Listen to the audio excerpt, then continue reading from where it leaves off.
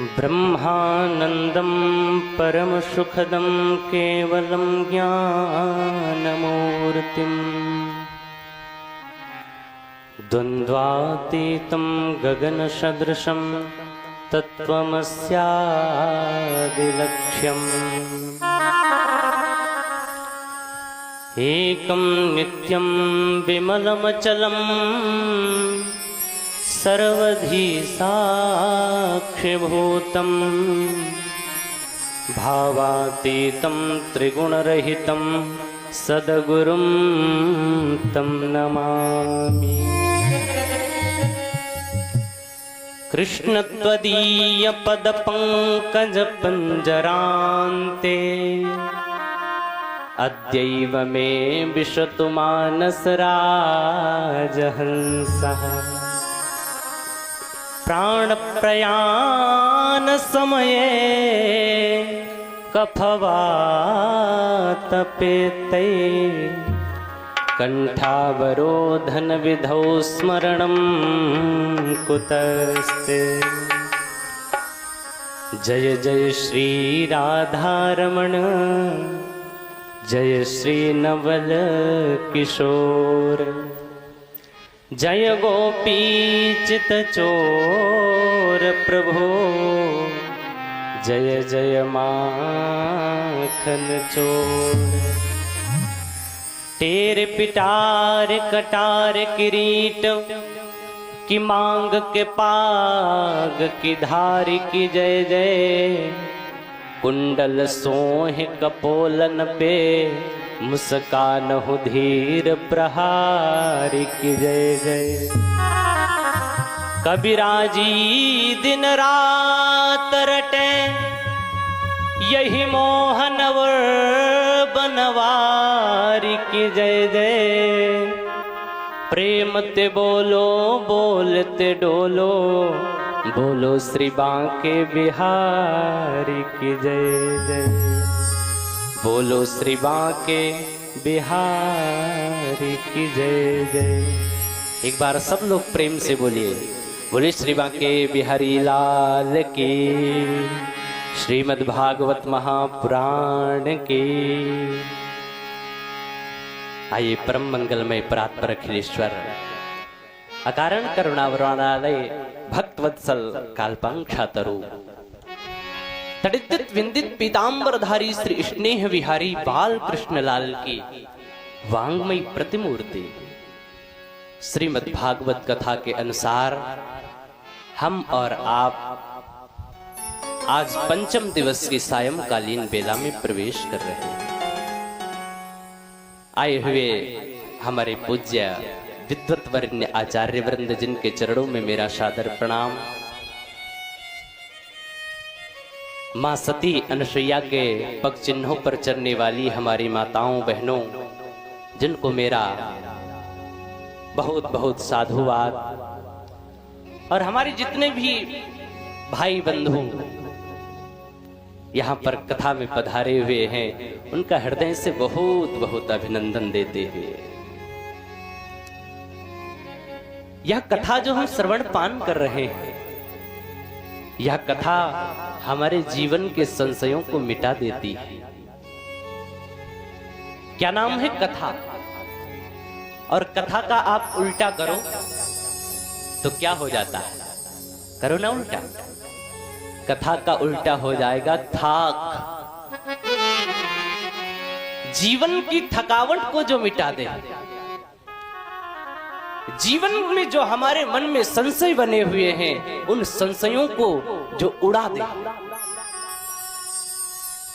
राम कथा सुंदर करतारी संशय विहंग उड़ावनहारी। कथा कोई साधारण नहीं है। हास्य प्रसंगों में कथा में कई हास्य प्रसंग नहीं आते। ये हंसना तो इसलिए होता है क्योंकि कथा सुनते सुनते हमें नींद आ जाती है, नींद के झोंके आ जाते हैं। लेकिन भैया ध्यान से सुनना, कथा कोई हंसने का विषय नहीं है। कथा तो वह विषय है कि जीवन में कथा को सुन करके हमारे जीवन में ऐसे सुधार आए कि हम भगवान के भक्त बन जाएं, भगवान को दिल से अपना मानने लग जाएं। आइए 2 बार हरि नाम संकीर्तन करते हैं, उसके पश्चात चलते हैं भगवान की पावन कथा में प्रवेश करेंगे। हो राधे राधे बोल श्याम आएंगे, आएंगे श्याम आएंगे, राधे राधे बोल श्याम आएंगे, आएंगे श्याम आएंगे।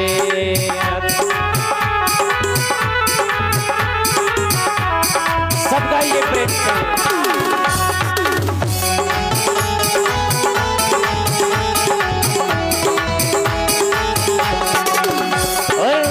वृंदावन कहाँ दूर है, वृंदावन कहाँ दूर है, बरसाना कहाँ दूर है, बरसाना कहाँ दूर है, सब तेरी नजर का कसूर है। राधे राधे बोल श्याम आएंगे, आएंगे श्याम आएंगे, राधे राधे राधे बोल श्याम आएंगे, आएंगे श्याम आएंगे। बोले बांके बिहारी लाल की जय हो।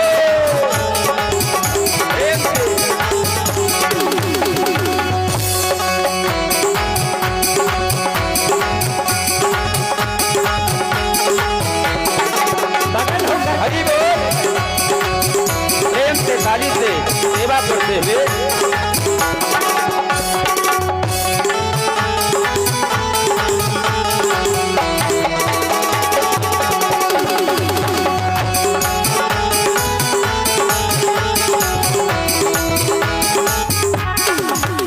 हाँ निकलेगा तेरे भक्ति का परिणाम, तेरे घर भी आएंगे घनश्याम, निकलेगा तेरे भक्ति का परिणाम, तेरे घर भी आएंगे घनश्याम। ओ निकलेगा तेरे भक्ति का परिणाम, तेरे घर भी आएंगे घनश्याम। बस करना क्या होगा, बस याद कर फरियाद कर, बस याद कर फरियाद कर, बस याद कर फरियाद कर, बस याद कर फरियाद कर।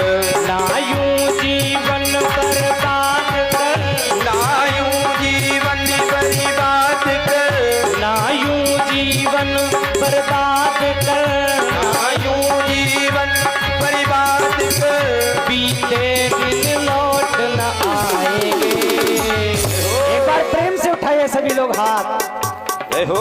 बोलिए राधे राधे राधे राधे राधे राधे राधे राधे बोल श्याम आएंगे, आएंगे श्याम आएंगे, राधे राधे बोल श्याम आएंगे, आएंगे श्याम आएंगे। श्री राधे जय हो।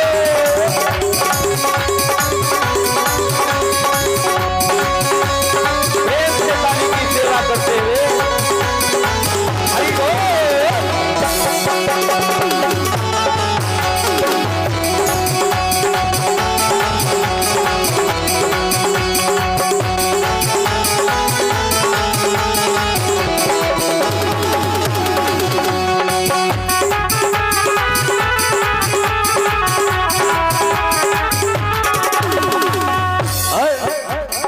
देखे ना कोई धर्म कर्म और जात, देखे बस भक्तों के दिल की बात, देखे ना कोई धर्म कर्म और जात, देखे बस भक्तों के दिल की बात, देखे ना कोई धर्म कर्म और जात, देखे बस भक्तों के दिल की बात, देखे ना कोई धर्म कर्म और जात, देखे बस भक्तों के दिल की बात। तो क्या देखता है मेरा बिहारी,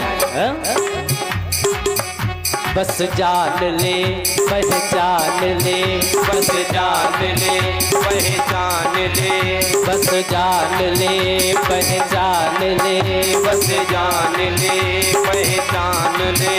एक बार वो अपना मान ले, एक बार वो अपना मान ले, एक बार वो अपना मान ले, एक बार वो अपना मान ले, फिर आकर गले लगाएंगे।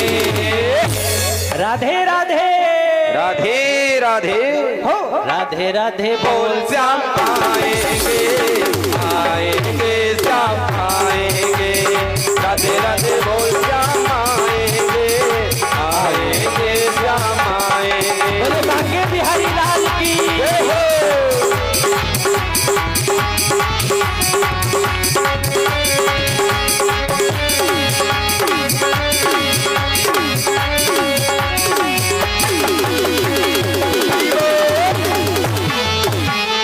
प्रेम से ताली को बजाते झूम झूम जय हो।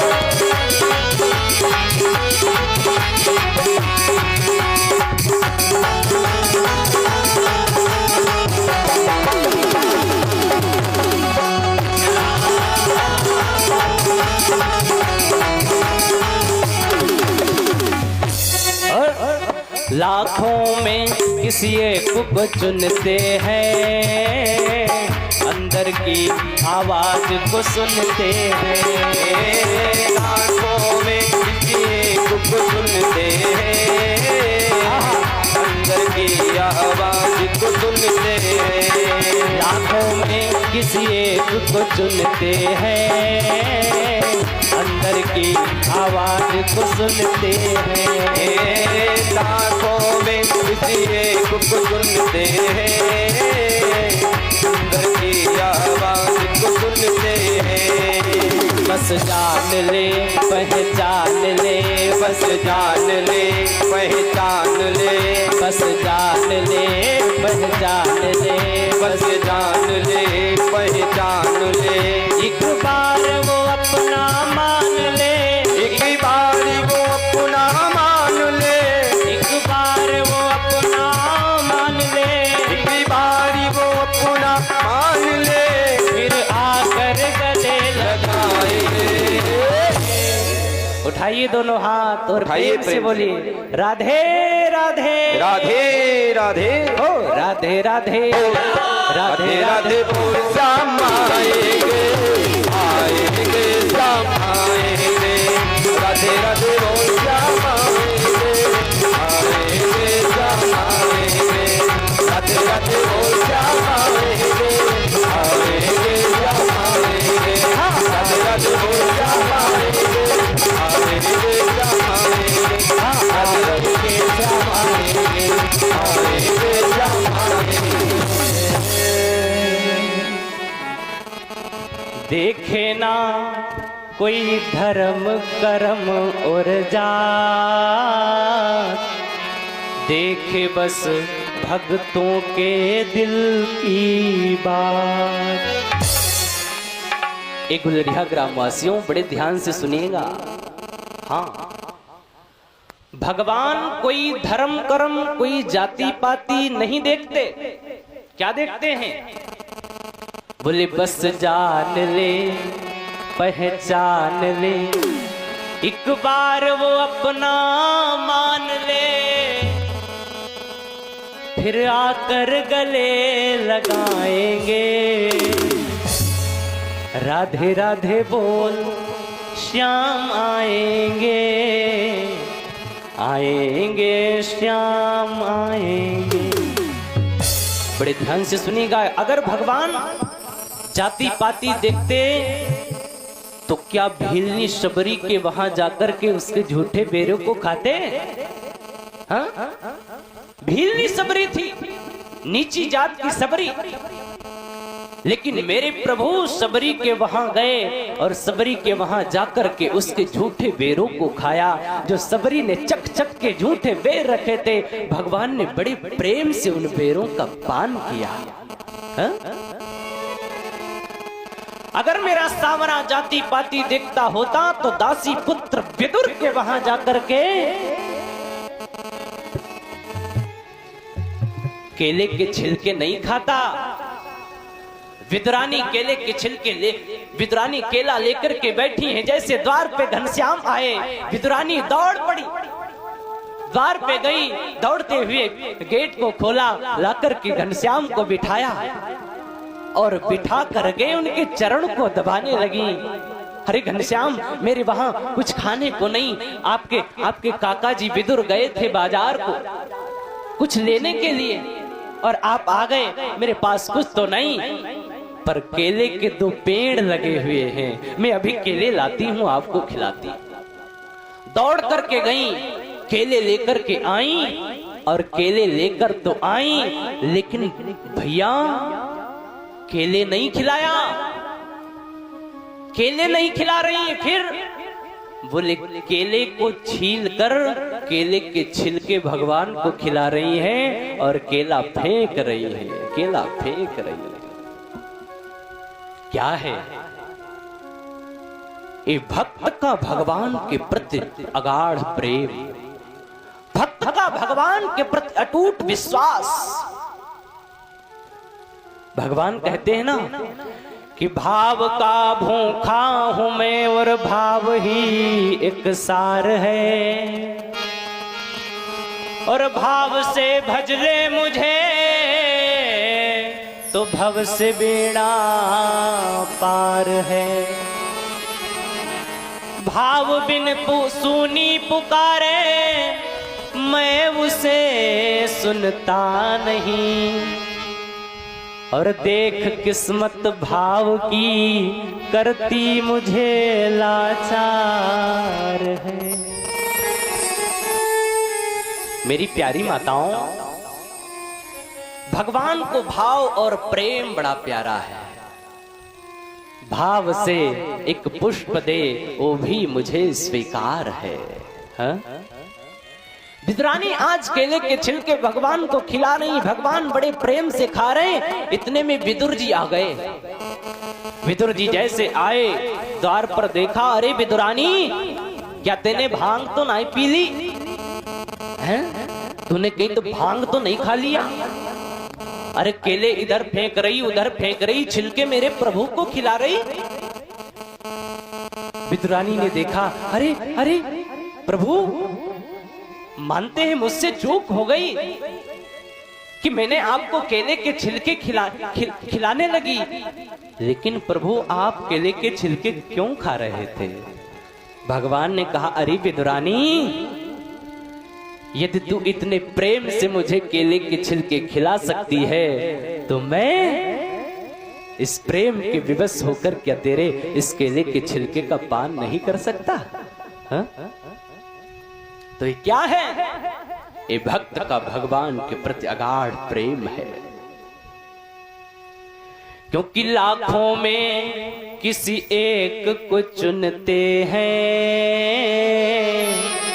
अंदर की आवाज को सुनते हैं। यहां पर इतने लोग बैठे हो, लेकिन मेरे बांके बिहारी की नजरों में 1-2 लोग ही होंगे। अब आप कहेंगे पंडित जी ऐसा क्यों? इतने लोग बैठे, इतने लोगों में 1-2 क्यों होंगे? इसलिए होंगे क्योंकि यहाँ पर 1-2 लोग ही होंगे जो प्रेम से भगवान की कथा का रसपान कर रहे होंगे। और लोग तो आते हैं, कहते हैं भैया चलते हैं देखते हैं मंच पंडाल कैसा बना हुआ है? 100 में से 30% ऐसे लोग आते हैं, कहते हैं मंच पंडाल देखते कैसा बना होगा, कैसा व्यवस्था की है कमेटी वालों ने, हैं? और 30% भैया आते हैं, कहते हैं देखते हैं आज व्यास जी क्या कहेंगे, क्या बोलेंगे व्यास जी, हैं? कौन से व्यास जी आए हैं? तो व्यास जी का वेशभूषा।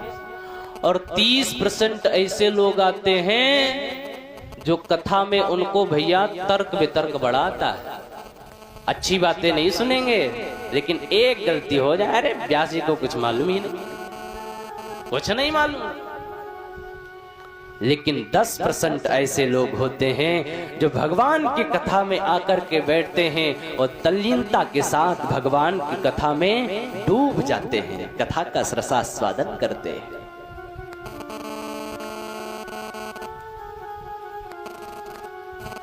क्योंकि लाखों में किसी एक को चुनते हैं, अंदर की आवाज को सुनते हैं।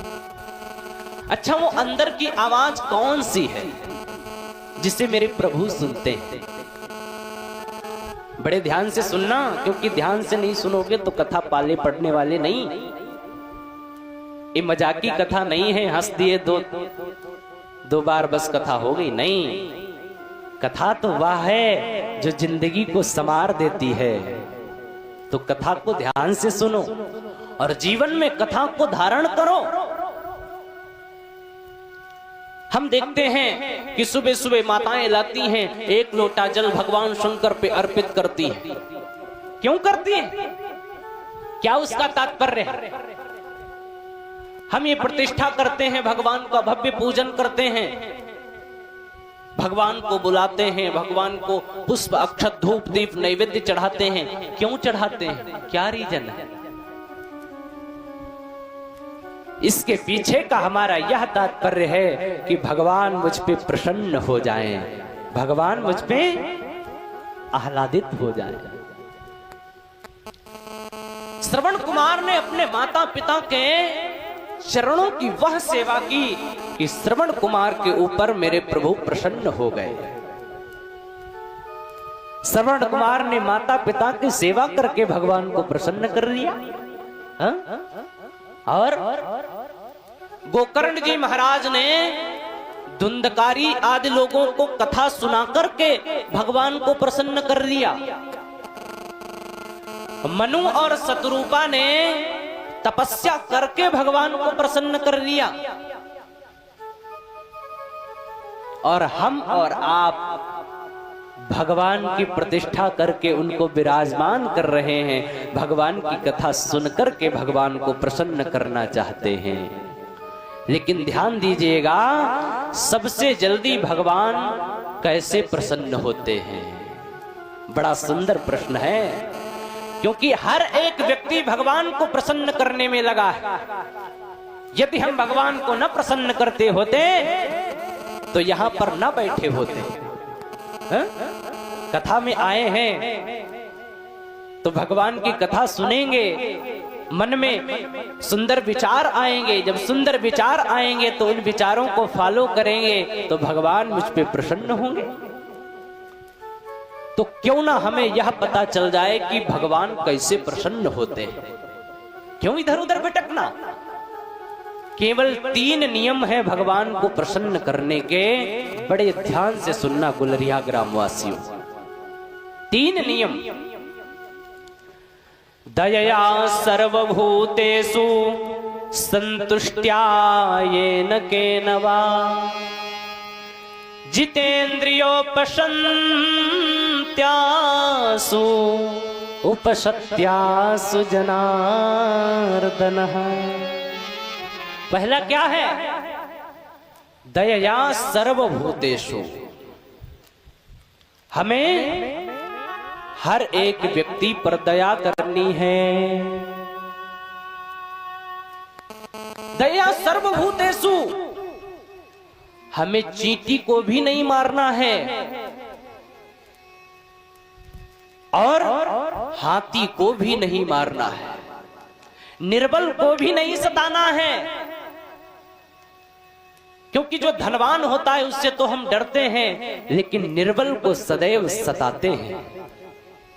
इसलिए बड़े ध्यान से सुनना, निर्बल को न सताइए, जाकी मोटी हाय मुई खाल की श्वास सो सार भस्म हो जाए।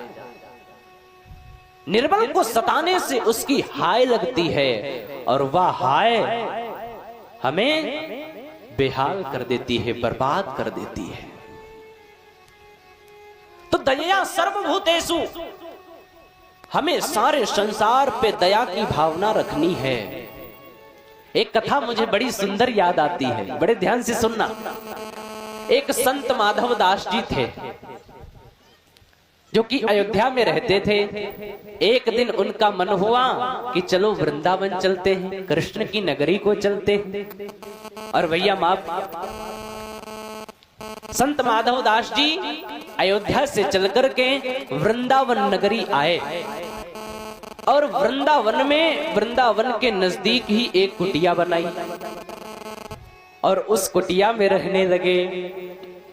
बड़े ध्यान से सुनना, उस कुटिया में रहने लगे। और एक दिन की बात थी, संत माधव दास जी जिस गांव में रहते थे कुटिया में, वृंदावन के पास ही थी। अच्छा, उनका एक नियम था संत माधव दास जी का कि केवल एक द्वार पर जाकर के भिक्षा मांगते थे और यदि उन्हें वहां प्राप्त हो तो प्राप्त हो, दूसरे द्वार को भिक्षा मांगने नहीं जाते थे। संतों के कुछ नियम होते थे। अब भैया संत माधव दास जी एक दिन जाते हैं उसी गांव में भिक्षा मांगने के लिए। चलते चलते एक द्वार पर पहुंचे और द्वार पर जाकर के आवाज लगाई, माता भिक्षाम देही। हाथ में कमंडल है, जटा बांधे हुए हैं, वेशभूषा मानो कि स्वयं साक्षात शंकर भगवान आ गए हो। लेकिन भैया जब द्वार पर संत माधव दास जी ने पुकार लगाई तो एक बूढ़ी माता निकली डंडे को टेकते हुए और आकर के उस संत जी को ऐसी डांट फटकार लगाई, अरे और कहीं जाकर के मांग लो। आ जाते हैं द्वार पर भिक्षा मांगने के लिए और कोई काम धंधा नहीं है। संत माधव दास जी निराश हो गए, आंखों में अश्रु भर आए। जैसा कि नियम था कि दूसरे द्वार पर नहीं जाते थे, लौट आए। लौट करके अपने कुटिया में आए और भगवान का भजन करने लगे। क्या कहने लगे? रे मन सीताराम सीताराम रट रे, हाँ रट रे, तेरे संकट जाएंगे कट रे। मन सीताराम सीताराम रट रे, हाँ रट रे, तेरे संकट जाएंगे कट रे। ओ मन सीताराम सीताराम रट रे, हाँ रट रे, तेरे संकट जाएंगे कट रे। मन सीताराम सीताराम रट रे, हाँ रट रे, तेरे संकट जाएंगे कट रे। मन सीताराम सीताराम रट रे, ओ मन सीताराम सीताराम रट रे। मन राधे श्याम रट रे। ओ मन राधे श्याम रट रे। ओ मन सीताराम सीताराम रट रे, हाँ रट रे, तेरे संकट जाएंगे कट रे। ओ मन सीताराम सीताराम रट रे, हाँ रट रे, तेरे संकट जाएंगे कट रे। यदि जीवन में कोई संकट है, जय हो।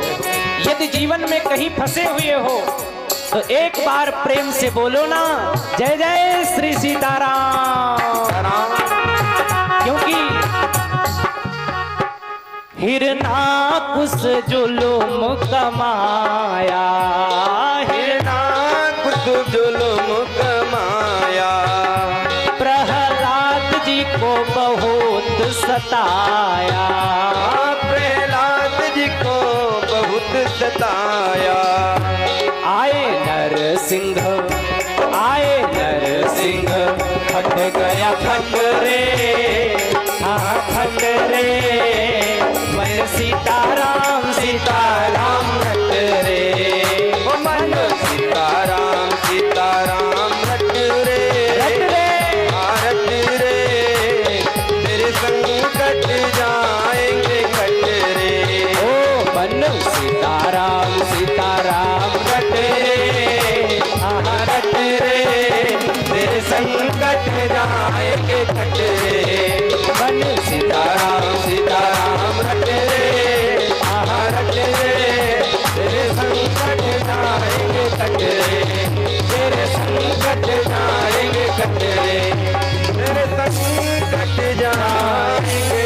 रे।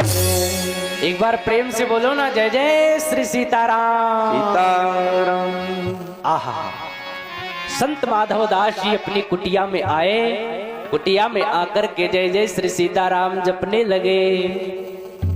अच्छा, एक संत माधव दास जी का जो शिष्य था वह गांव में गया और गांव में जान करके आ गया कि वह बुढ़िया इतना खींची हुई गुस्सा क्यों रहती है।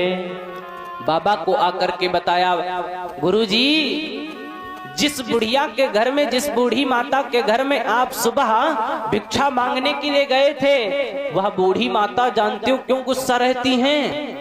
क्यों रहती हैं? बोले, उनके बेटे का विवाह 10 वर्षों पहले हुआ था, लेकिन उनके घर में कोई पोता नहीं हुआ, और पोता ना होने के कारण वह बूढ़ी माता बड़ी रुष्ट रहती, बड़ी गुस्सा रहती। अच्छा, हमने भी गांव में एक चीज बड़ी देखी है, अनोखी चीज। पुत्र का विवाह हुआ, पत्नी घर में आई, और पत्नी घर में आई उसके 1-2 साल बाद जब खुशखबरी आई कि भैया पुत्र होने वाला है, तब भैया बड़ी खुश हैं। घर की जो माता जी हैं, सासू माँ, बड़ी प्रसन्न है, अरे भैया मेरे घर में पुत्र रत्न की प्राप्ति होगी। लेकिन भैया धीरे धीरे समय आया, 1 महीना, 2 महीना, 5 महीने, 7 महीने, 9 महीने। अब भैया खुश तो बड़ी थी, पुत्र होगा, लेकिन होए गई का पुत्री है। अब हो गई पुत्री तो द्वार पर बैठी है, ऐसे मुंह लटकाए। कोई निकला, अरे अम्मा क्यों इतना निराश बैठी हो, क्या हो गया? अम्मा ने कहा, जानते हो क्या हो गया? अरे दादी जी आई हैं घर में। दादी जी? हाँ। अरे बड़ी आस लगाए भैया बैठे थे कि घर में पुत्र होगा, पुत्र होगा, लेकिन पुत्री जी ने, माता जी ने जन्म ले लिया। ऐसा क्यों करते हैं हम लोग? नहीं करना चाहिए। यदि पुत्र आने पर हम बड़े प्रसन्न होते हैं, तो पुत्री होने पर उतना क्यों प्रसन्न नहीं होते? यही तो मेरा प्रश्न है आप लोगों से। क्या पुत्र हमें प्रदान कर सकता है जो पुत्रियां हमें प्रदान नहीं कर सकती? अरे पुत्र यहां तक कि एक पीढ़ी को तारता है, लेकिन पुत्री यदि अच्छी हो जाए तो पुत्रियां 2-2 पीढ़ियों को तार देती हैं, 2-2 पीढ़ियों को तार देती हैं। पुत्र आपके वहां हो तो आप भाग्यवान हैं, लेकिन आपके वहां पुत्री हो जाए तो आप सौभाग्यवान बन जाते हैं, आप सौभाग्यवान बन जाते हैं। ऐसा क्यों? क्योंकि यदि पुत्री नहीं होती तो ये धराधाम चलती नहीं होती, क्योंकि पुत्रियां ही पुत्रों को जन्म देती हैं। ये क्यों हम भूल जाते हैं? इसलिए हमारे मन में नेक ये संदेह नहीं होना चाहिए कि मेरे घर में पुत्र हुआ या पुत्री हुई, जो भी है भगवान का आशीर्वाद है। हा? तो वह माता जी बड़ी खींची रहती थी, बूढ़ी माता। शिष्य ने आकर के बताया, अच्छा ये बात है। माधव दास जी तब भी प्रसन्न हैं। दूसरे दिन पुनः सुबह का समय हुआ, भगवान का पूजन अर्चन करके अपने कमंडल को लिया और चल पड़े भिक्षा मांगने के लिए। लेकिन कौतूहल यह है कि संत माधव दास जी किसी दूसरे द्वार पर नहीं गए माताओं। संत माधव दास जी फिर उन्हीं बूढ़ी माता के द्वार पर गए। पुनः आवाज लगाई, माता भिक्षाम देही।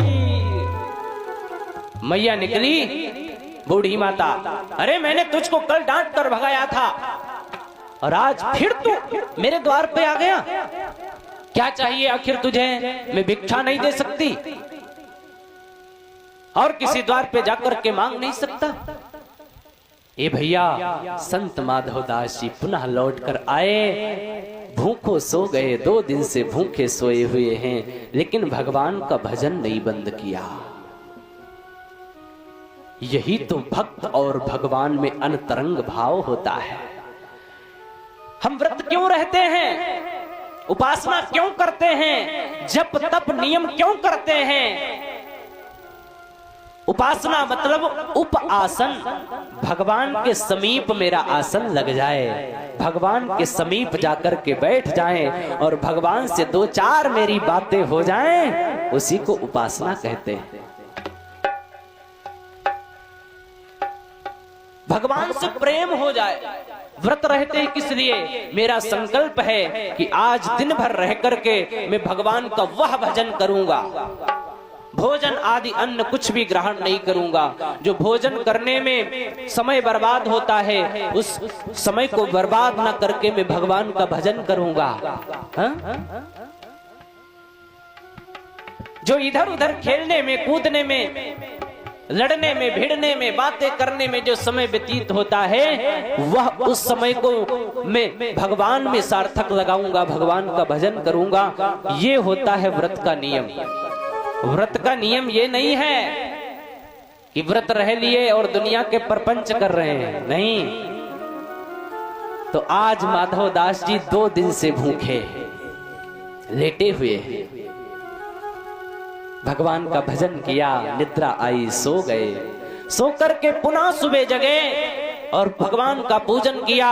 तृतीय दिवस में फिर भिक्षा के लिए चले, लेकिन फिर भिक्षा लेने के उस बूढ़ी माता के द्वार पर ही गए। आज क्या हुआ? आज वह बूढ़ी माता, घर में जो पोता लगाया जाता है, जानते हैं आप लोग? एक उसका टुकड़ा लिया जाता है कपड़े का, और कपड़े का टुकड़ा लगा करके घर में पोता लगाया जाता है, लीपा पोता जाता है। आज वह बूढ़ी माता चौके में पोता लगा रही थी, और जैसे ही संत माधव दास जी द्वार पर पहुंचे, जाकर के आवाज लगाई, माता भिक्षाम देहि। उस बूढ़ी माता ने वही पोता लिया और मारा आज खींच करके, धड़म से जाकर के माधव दास जी की छाती पर लगा। तब भी माधव दास जी की मुस्कान निकल पड़ी, और उस मुस्कान के पीछे क्या छुपा हुआ था, आज संत माधव दास जी क्या बोल पड़े कि संत माधव दास भी उत्तर इसी का देगा। और जाओ बूढ़ी माता, पोता दिया तूने है तो जा पोता तुझे मिलेगा। ए बूढ़ी माता, तूने मुझे खींच करके यहाँ लगाता हुआ, चौका लगाता हुआ पोता मेरे मारा, सीने पर लगा। मैं संत हूँ, मेरा नाम माधव दास जी है, भगवान का सच्चा भक्त हूँ। जा बूढ़ी माता, तूने मुझे पोता खींच कर मारा है, मैं तुझे आशीर्वाद देता हूँ कि तेरे घर में पोता नहीं होता है। जा, आज के ठीक 9 महीने बाद तेरे घर में पुत्र की किलकारी गूंजेगी, पुत्र की किलकारी गूंजेगी।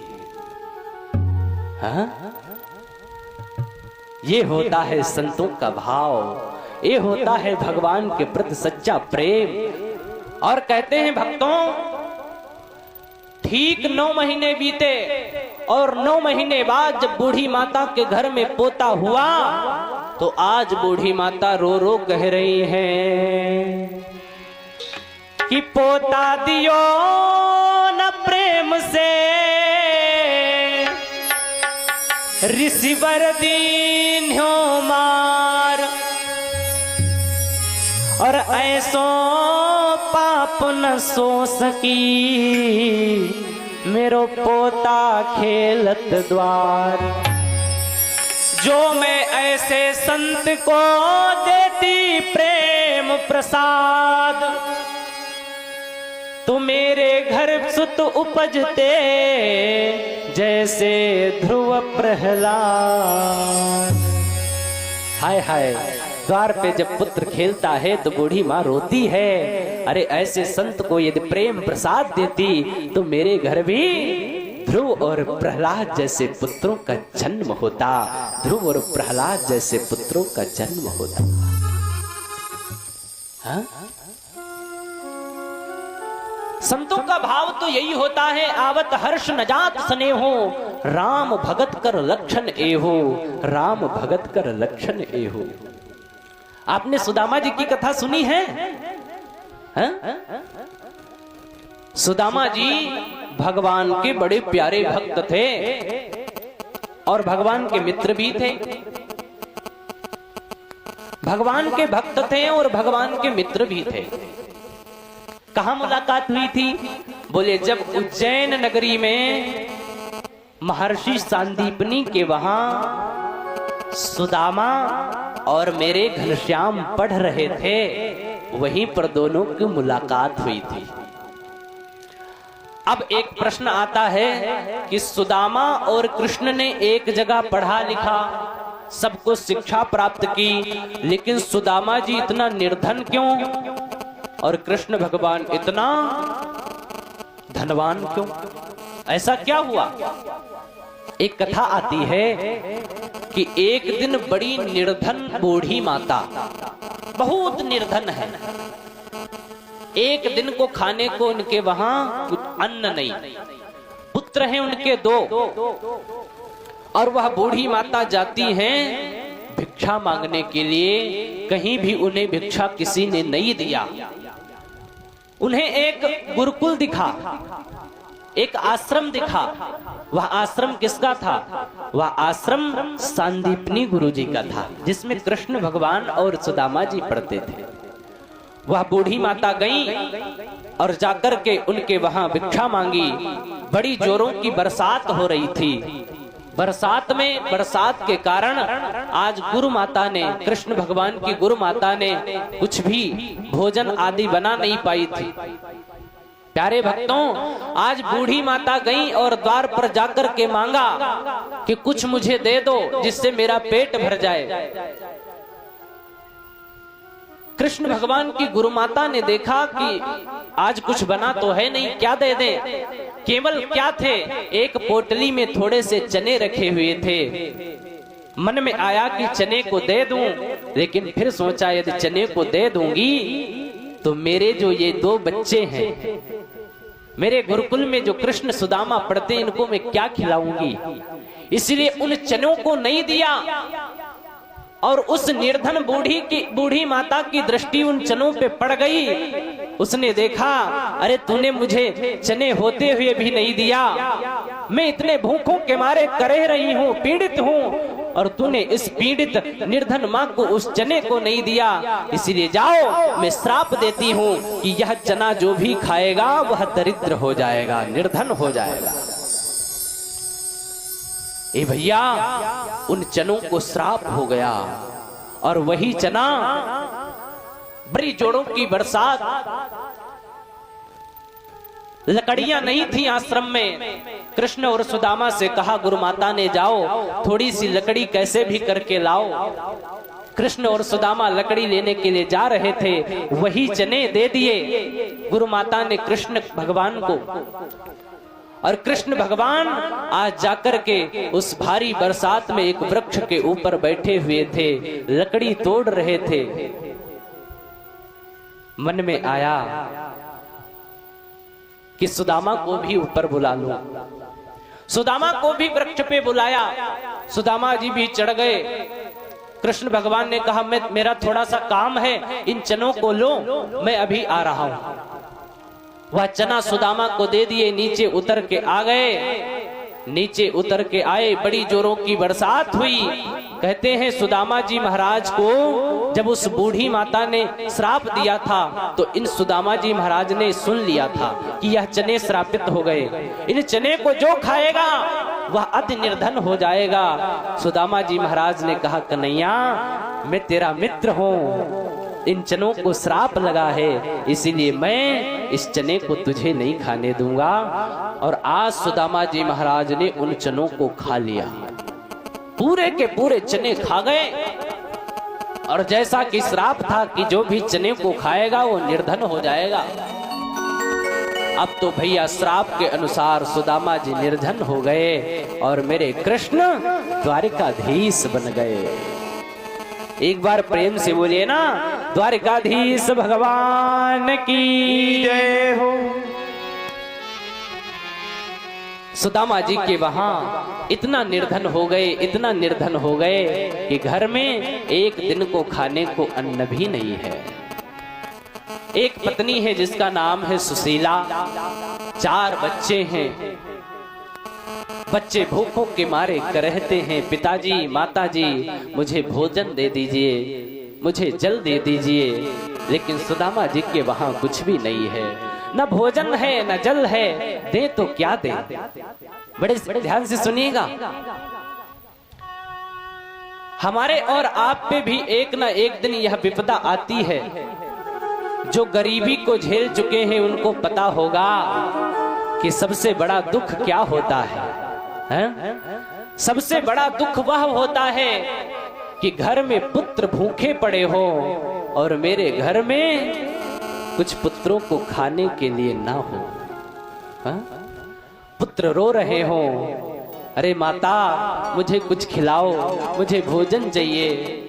लेकिन भैया मेरे पास धन ना हो, मेरे पास कुछ अन्न ना हो, तो उससे बड़ा दुख कुछ भी नहीं होता।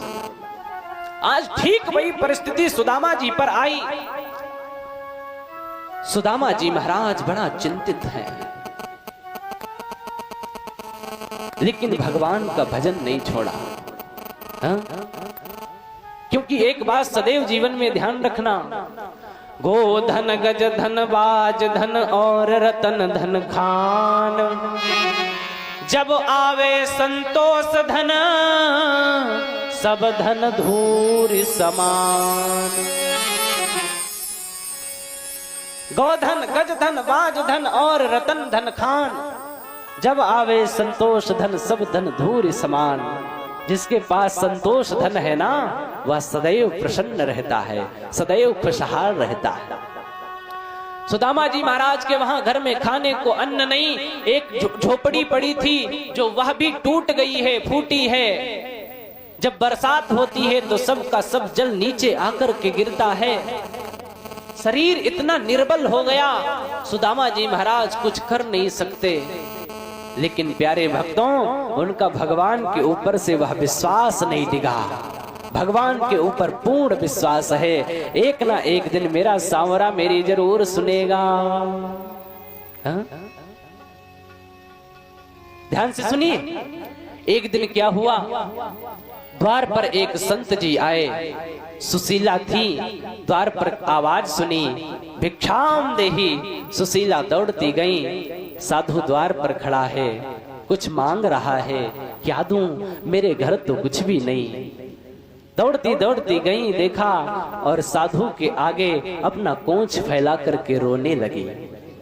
हे साधु, एक मास दुई पाक्ष में दुई एकादशी होए, पर साधो मेरे आंगना नित्य एकादशी हो।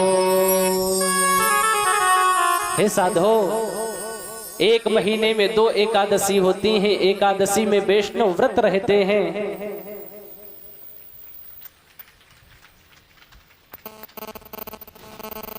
एक मास में 2 एकादशी होती हैं। एकादशी में सब व्रत रहते हैं।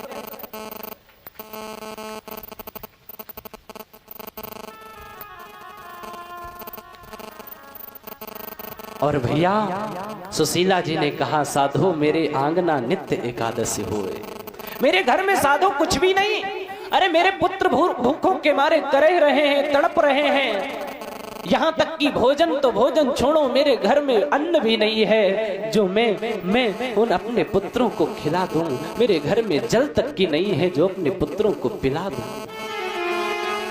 साधु ने कहा, देवी जरा एक बात बताओ, तुम्हारे जो पति है ना, अरे उनके मित्र हैं द्वारिकाधीश, क्या तुम नहीं जानती?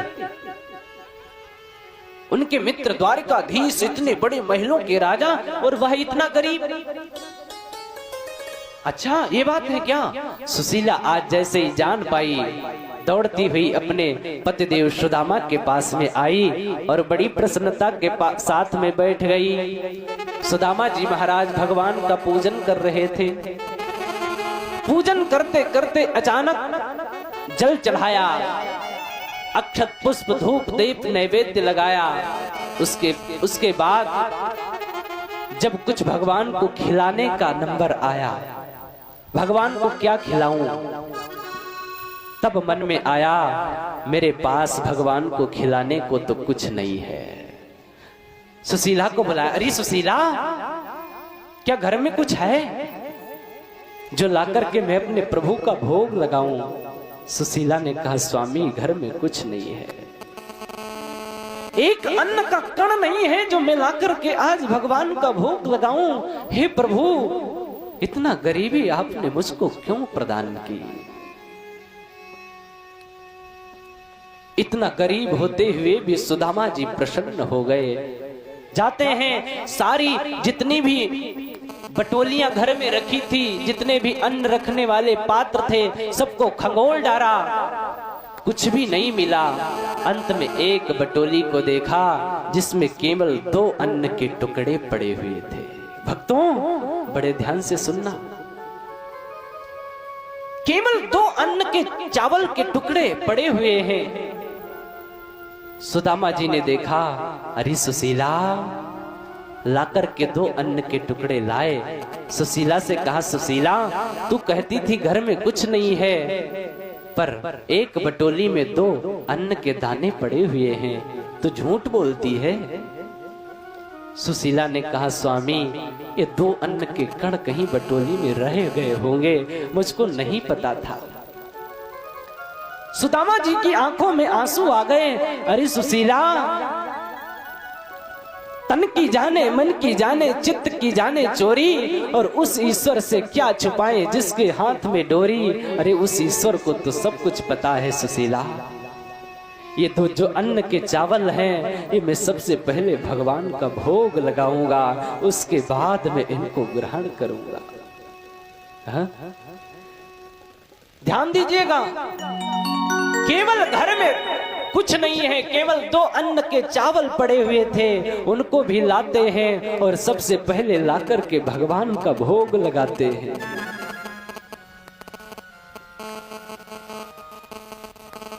भगवान का भोग लगाया है, प्रभु पाओ।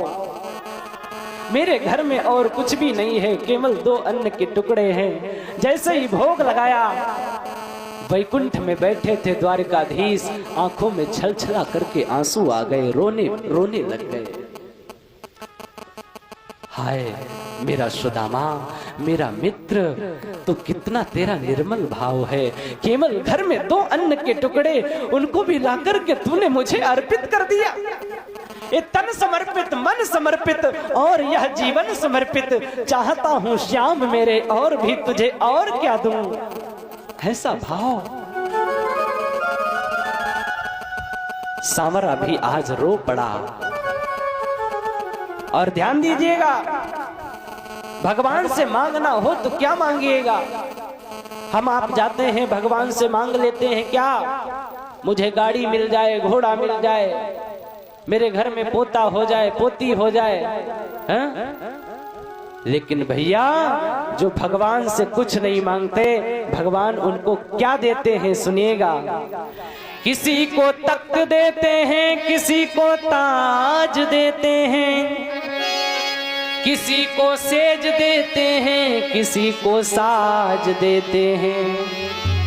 भला जो तुम चाहो अपना मांगना छोड़ दो इनसे, क्योंकि इनसे जो कुछ नहीं मांगता उसे आवाज देते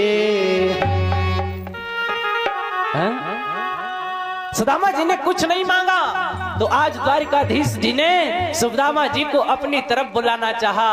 अरे सुदामा मेरा मित्र, तू मेरे पास आ जा, तू मेरे पास आ जा। सुशीला आई, पतिदेव से चरणों में गिर पड़ी। अरे स्वामी, मैंने सुना है आपके द्वारकाधीश मित्र हैं, तो क्यों ना आप अपने मित्र के वहां जाइए और मित्र के वहां जाकर के मिल आइए।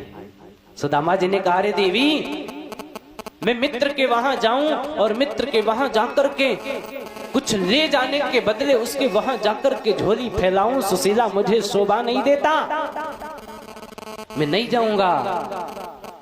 सुशीला ने कहा, अरे स्वामी, मेरा कहने का मतलब ये नहीं कि मित्र के वहां जाओ कुछ मांगो, नहीं, अरे जाकर के इतने वर्षों बाद एक बार अपने मित्र से मिलकर तो आओ, मिल आओ।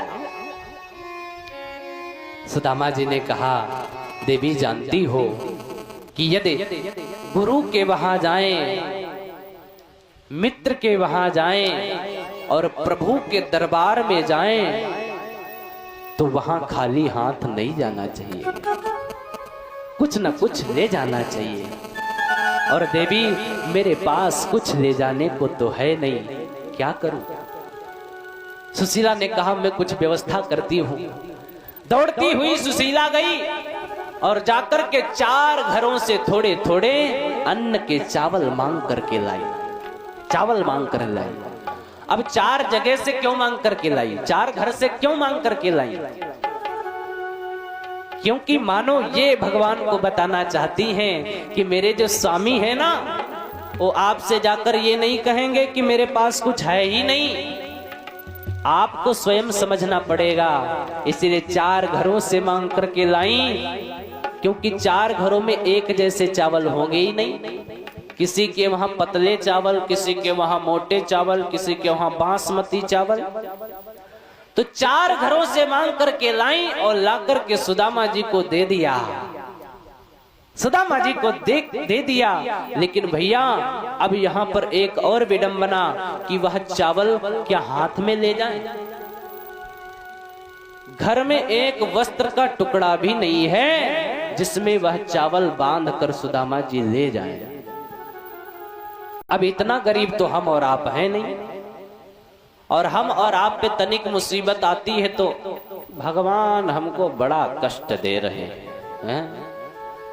तनिक मुसीबत आ जाए, अरे हमने तो यहाँ तक देखा है जब खेत में पानी लगाते हैं लोग, तो खेत में मेड़ जो होती है 3-4 बार टूट जाए और पानी दूसरे जिसमें लगना चाहिए बरहे में उसमें जाकर दूसरे में चला जाए, तो अरे भगवान क्या कर रहे हो बार बार हैं?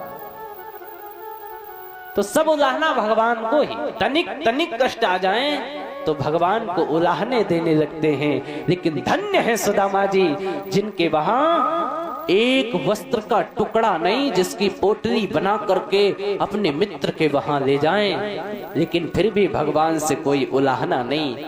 आज कहते हैं एक छोटा सा रुमाल मिला जो कि 4 जगह से फटा है, उसमें छोटे छोटे टुकड़े जोड़ करके आज एक पोटली बनाई और उस पोटली में चावल रखे और आज चावल को ले जाने लगे।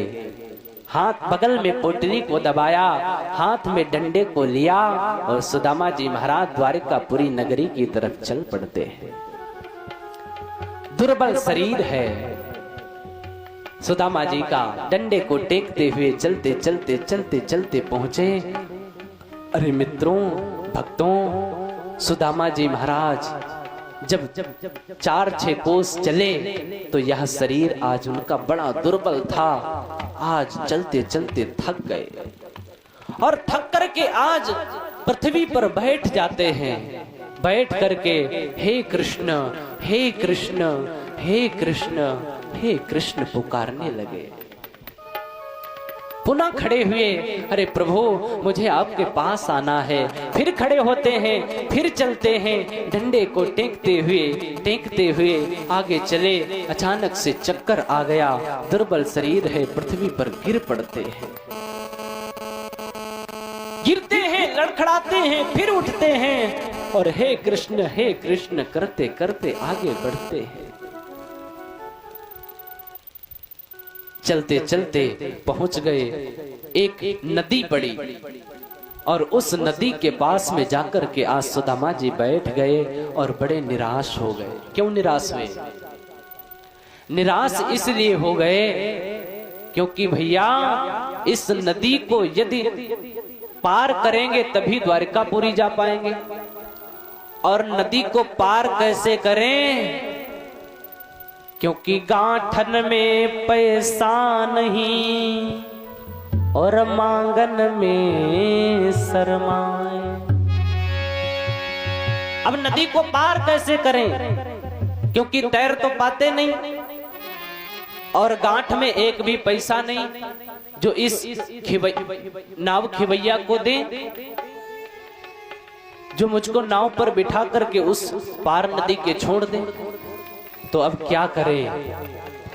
अब तो मैं द्वारिका नगरी को नहीं जा पाऊंगा, क्योंकि मेरे पास कुछ धन भी नहीं है। मैं इस नाविक को क्या दूं जो यह मुझे उस पार कर दे। आंखों में आंसू आ गए, छलछला करके रो पड़े। हे कन्हैया, यदि तुझे अपनी नगरी को बुलाना है तो तू मुझे बुला ले, मैं अब तेरे पास नहीं आ सकता, क्योंकि मेरे पास कुछ धन नहीं है।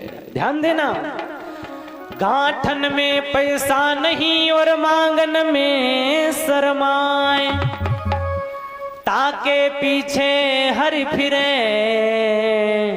कहूं भूखो ना सोए जाए। आज जैसे ही यह कहा कि मैं नहीं आ सकता, तो मेरे प्रभु स्वयं नाविक का भेष धारण करके आ गए। बोले सांवरे सरकार की जय हो। मेरे प्रभु नाविक का भेष धारण करके जोरों से आवाज लगाते हैं, अरे भैया, कोई यमुना के पार चलेगो क्या? कोई यमुना को पार करेगो? सुदामा जी ने कहा, अरे भैया, अभी कोई नाविक नहीं था, इतने में कौन आ गया? आंखें खोल करके देखा तो पीतांबर धारण किए हुए, पगड़ी को धारण किए हुए, हाथ में डंडा लिए हुए आज एक व्यक्ति आ रहा है, नाव को खेवते हुए। नदी में नाव को खेवते हुए देखा। सुदामा जी पहले प्रसन्न हो गए, लेकिन प्रसन्न वह ज्यादा देर तक नहीं रह पाए। आगे थोड़ा सा बढ़े, अब तो नदी पार कर जाऊंगा, लेकिन फिर निराश हो गए। क्यों? क्योंकि कुछ है नहीं। इस नाविक को क्या दें जो मुझे पार करे?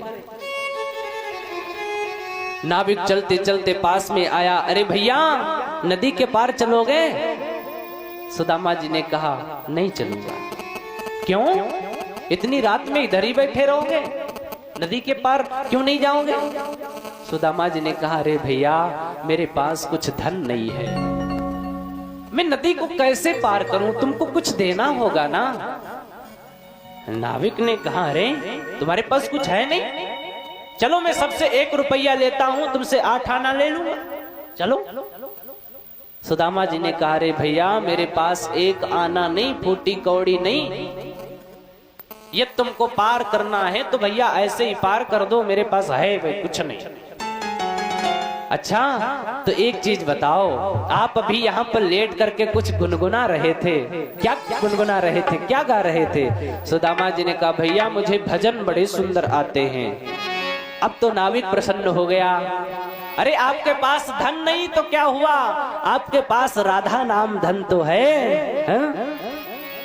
क्योंकि संत जन कहते हैं कि हमारो धन राधा, श्री राधा, श्री राधा, हमारो धन राधा, श्री राधा, श्री राधा, हमारो धन राधा, श्री राधा, श्री राधा, हमारो धन राधा, श्री राधा, श्री राधा, परम धन राधा, राधा राधा, राधा राधा, परम धन राधा, राधा राधा, राधा राधा, हमारो धन राधा, श्री राधा, श्री राधा, हमारो धन राधा, श्री राधा, श्री राधा, हमारो धन राधा, श्री राधा, श्री राधा, हमका धन राधा, श्री राधा, श्री राधा। अरे भैया, तुम्हारे पास धन नहीं तो क्या हुआ, तुम्हारे पास राधा नाम धन है। आओ, तुम मुझे कुछ सुनाइए, भजन सुनाइए, और मैं तुमको इस यमुना के पार उतार देता हूँ। ए भैया, आज सुदामा जी महाराज बैठे नैया में और गुनगुनाने लगे क्या? अरे जहां विराजे राधे रानी, जहां विराजे राधे रानी, अलबेली सरकार संवरिया, संवरिया, संवरिया ले चल परली पार, संवरिया ले चल परली पार, जहां विराजे राधे रानी, जहाँ भी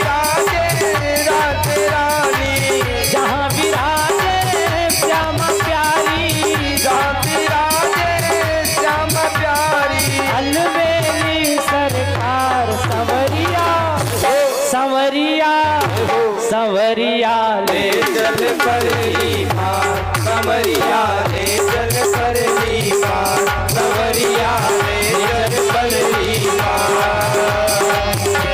जय हो, ताली बजाओ, सब गाइए।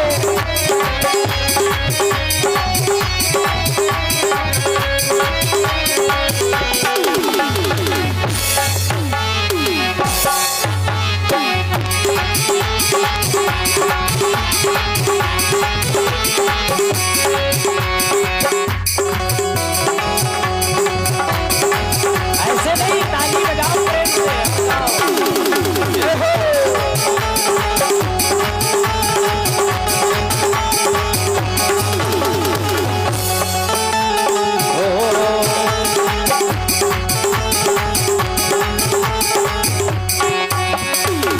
तेरी आस लगा बैठा हूँ, तेरी आस लगा बैठा हूँ, लज्जा सारी गवा बैठा हूँ, लज्जा सारी गवा बैठा हूँ, अपना तुझे बना बैठा हूँ, अपना तुझे बना बैठा हूँ। सांवरिया में तेरी रागिनी, सांवरिया में तेरी रागिनी, सांवरिया में तेरी रागिनी, सांवरिया में तेरी रागिनी। तू मेरा राज मल्हार, सांवरिया सांवरिया सांवरिया ले चल परली पार, सवरिया ले चल परली पार, सवरिया ले चल परली पार। सावरे सरकार की।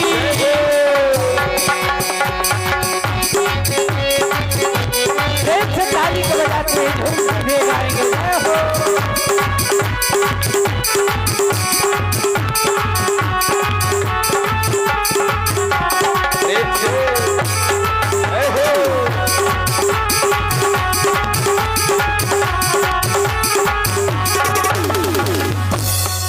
और जग की कुछ परवाह नहीं है, जग की कुछ परवाह नहीं है, सूझती अब कोई राह नहीं है, सूझती अब कोई राह नहीं है, तेरे बिन कोई चाह नहीं है, तेरे बिन कोई चाह नहीं है, और बची कोई राह नहीं है, और बची कोई राह नहीं है।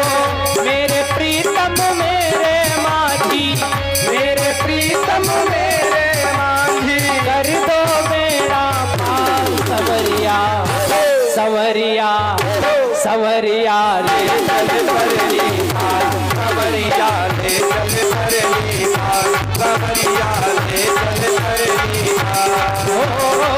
कहाँ विराजे राधे रानी, विराजे राधे रानी, कहाँ विराजे श्यामा प्यारी, विराजे श्यामा प्यारी।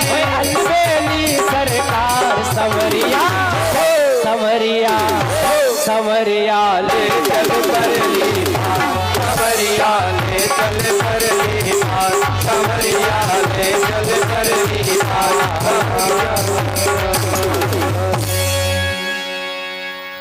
हे आनंद घन जहाँ बरस रहा है, पिय पिय कर कोई बरस रहा है, पत्ता पत्ता हरस रहा है, भक्त बेचारा तरस रहा है। अरे बहुत हो गई हार गई मैं, क्यों छोड़ा सरकार, संवरिया ले चल परली पार। आज सुदामा जी ने कन्हैया को क्या भजन सुनाया, क्या राग सुनाया, और उसी प्रेम उत्साह के साथ भजन गुनगुनाते गुनगुनाते यमुना के पार आ गए। यमुना के पार आकर के आज भैया सुदामा जी को उतार दिया नाव से, और नाविक ने कहा अभी आ रहा हूं, आप यहीं बैठिए। और ऐसा कह करके वह नाविक ऐसा लोप हो गया, दोबारा फिर आया नहीं। अंधेरी रात, घनघोर जंगल, सुदामा जी अकेले। अब करें तो क्या करें? कौन था वो भैया? अरे वो तो मेरे स्वयं सांवरे सरकार थे, जो आज सुदामा जी को नदी के पार छोड़ करके चले गए। कांटों पे चलकर फूल खिलते हैं, कांटों पे चलकर फूल खिलते हैं, धन पास हो तो बहुत लोग मिलते हैं। और एक बात याद रखना प्यारे, सुख में तो सब मिलते, लेकिन दुख में सिर्फ भगवान मिलते हैं, दुख में सिर्फ भगवान मिलते हैं। बात अच्छी लगा करे तो थोड़ा उत्साहवर्धन किया करो, ताली बजा दिया करो। हाँ, क्योंकि हमको भी लगे कि थोड़ी कोई अच्छी बात कह रहे हैं। हाँ? दुख में केवल भगवान मिलते हैं। प्यारे भक्तों, आज सुदामा जी ने कहा, देखो कन्हैया, मैं जान तो गया हूं कि कोई और नहीं था जिसने मुझे नदी पार छोड़ा, वो आप ही थे। लेकिन अब आपने इस घनघोर जंगल में, इस विकराल परिस्थिति में मुझे छोड़ दिया, अब मैं कहां जाऊं? इसीलिए भैया अब मैं तो यहीं चादर तान के सो रहा हूं। कन्हैया, तेने अपनी नगरी ले जानो होए तो भैया ले जाइयो, मैं अब कोई परवाह ना है, क्योंकि मैं जान गया कि तू भक्तों का रखवाला है। हाँ? और भैया सुदामा जी ने वहीं पर चटाई बिछाई और वहीं पर सो गए। कौतूहल तो यह हुआ, आश्चर्यजनक बात तो यह है कि सुदामा जी भैया सोए रात में थे नदी के किनारे, लेकिन जब सुबह नींद खुली तो कहां खुली? द्वारिकापुरी में आज उनकी नींद खुलती है। भगवान का चमत्कार। द्वारिकापुरी में आंखों को खोला, बड़े बड़े राजमहल देखे, 16,108 महल बने हुए हैं। सुदामा जी देख करके चकित रह गए। अरे भैया, कहीं हम मर तो नहीं गए? मर करके भैया स्वर्गलोक को आ गए हो? इतना सोए तो जंगल के किनारे थे, जगह यहां। ए भैया, सुदामा जी महाराज ने अपने को हिलाया, थोड़ा देखा। अरे भैया, अपने थोड़ा चुटकी काटी। अरे भैया, मरे तो हैं नहीं, क्योंकि मर गए होते तो मुझे पीड़ा नहीं होती। तो फिर कहां आ गए? एक ग्वाले को बुलाया। अरे भैया, यहाँ आओ, ये कौन सी नगरी है? यहाँ के राजा कौन है? ए भैया, उस ग्वाले ने कहा, ये द्वारिका नगरी है। यहाँ के राजा कौन? बोले श्री श्री 1008 श्री को रक्षक भक्त पालक श्री कृष्णचंद्र जी महाराज, जो कि द्वारिकापुरी के राजा हैं। अच्छा, क्या वो वही द्वारिका नगरी तो नहीं है भैया जहाँ का राजा मेरा मित्र कन्हैया कृष्ण है? ग्वाले ने कहा, अरे भैया भैया, कैसे नाम ले रहे हो मेरे प्रभु का, मेरे राजा का कैसे नाम ले रहे हो? कृष्ण? अरे मेरे राजा का नाम लेना है तो ऐसे नाम लो, श्री श्री 1008 श्री गौरक्षक भक्त पालक दीन बंधु दीनानाथ श्री कृष्णचंद्र जी महाराज, ऐसा नाम है उनका। तुम केवल कृष्ण कह रहे हो। सुदामा जी ने कहा, रे भैया, वो मेरा बचपन का यार है, बचपन का मित्र है, इसीलिए मैं उसका नाम ऐसे ले रहा हूं। अच्छा, ये मुझे बता दो कि उस तुम्हारे राजा के वहां जाने का मुख्य द्वार कौन सा है? अपने डंडे को टेकते हुए आज सुदामा जी महाराज द्वारिकापुरी के मुख्य द्वार पर पहुंच गए। बड़े ध्यान से सुनना, मन को इधर उधर नहीं। द्वारिकापुरी के मुख्य द्वार पर पहुंचे और द्वारपालों के पास में पहुंच करके आज सुदामा जी ने बताया कि मेरा नाम सुदामा है, मैं सुदामापुरी से आया हूं, और जो तुम्हारे राजा हैं वो मेरे बचपन के यार हैं, बचपन के मित्र हैं। ऐसा जब बताया तो कहते हैं द्वारपालों ने एक बार तो भरी नजरों से देखा। क्यों देखा? क्योंकि आज सुदामा जी महाराज का जो भेष है, धोती फटी सी, लटी दुपट्टी, धोती 4-5 जगह से फटी है, उसमें प्योंदा लगा, और वो जो प्योंदा लगा है वो भी फटा है। देख करके चकित रह गए। अच्छा, एक चीज आपने देखी होगी कि झांकियों में दिखाते हैं कि सुदामा जी महाराज को द्वार पर आए और द्वार पर आने के बाद द्वारपालों ने खूब खदेड़ करके पीछे भेज दिया, फिर आए फिर भेज दिया पीछे दौड़ा कर। ऐसा नहीं था, ऐसा कहीं पुराण में वर्णन नहीं आता, क्योंकि भगवान के राज्य में तो सख्त आदेश था कि गौ और ब्राह्मण और मेरे भक्तों की कभी भी निंदा नहीं होनी चाहिए, कभी भी उनका असत्कार नहीं होना चाहिए। हाँ, सुदामा जी महाराज ने अपना नाम बताया और नाम बता करके वहां पर थोड़ी देर बैठ गए। इधर द्वारपाल जाता है, एक द्वार पार, 7 द्वार थे, 7 पहला द्वार पार किया, दूसरा तीसरा, 7 द्वारों को पार करके आज मेरे कन्हैया सिंहासन पर बैठे हुए थे। जाकर के आज कन्हैया के पास में गया और कहने लगा, हे प्रभु, द्वार पर एक व्यक्ति आया है, क्या नाम है? कि शीस पगा न झगा तन पे, प्रभु जान को आहि बसो के ही ग्राम। हे प्रभु, एक द्वार पर आया है व्यक्ति, उसके शीश पे ना तो पगड़ी है, ना तो कोई माला आदि पहने हैं, और जाने कहां से आया हुआ है। अच्छा, भगवान ने कहा और आगे बताओ, और क्या है? बोले धोती फटी सिलटी दुपट्टी, अरुपाए उपान की नहीं सामा। अरे राजन, वह धोती पहने हैं, वो भी फटी है, लटी है, दुपट्टी है, धोती में पेउंदा, उसके ऊपर पेउंदा, उसके ऊपर सिली हुई है, और पाँव में कोई चरण पादुका नहीं है। अरे और क्या है? बोले द्वार खड़ो द्विज दुर्बल एक, रहो चकिसो वसुधा अभिरामा। द्वार पर एक द्विज आया है, ब्राह्मण आया है, दुर्बल है, चकित है, चारों तरफ देख रहा है। कन्हैया ने कहा, अच्छा, अरे एक बार उसका नाम तो बताओ, वह कौन आया है मेरे द्वार पे? एक बार उसका नाम बताओ। जैसे ही आज दीन दयाल ने पूछा कि उसका नाम बताओ, पूछत दीन दयाल को नाम, बतावत आपन नाम सुदामा। राज जैसे ही उस द्वारपाल ने बताया कि उसका नाम सुदामा है, जैसे ही आज इस बात को सुना, मेरे द्वारकाधीश दौड़ पड़े, और ऐसा दौड़े, एक द्वार पार किया, 2 द्वार पार किए, 3 पार किए, 7 द्वारों को पार करते करते एक दासी से टकरा गए, दास से टकरा गए। आज उनका यह जो रामनामा था, उनका जो कटी वस्त्र था, वह गिर गया, लेकिन उसका ध्यान नहीं।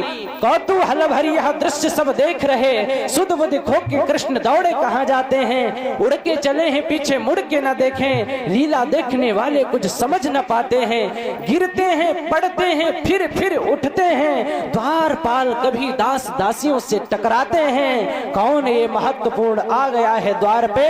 भगवान लेने को कृष्ण दौड़े जाते हैं, भगवान लेने को कृष्ण दौड़े जाते हैं।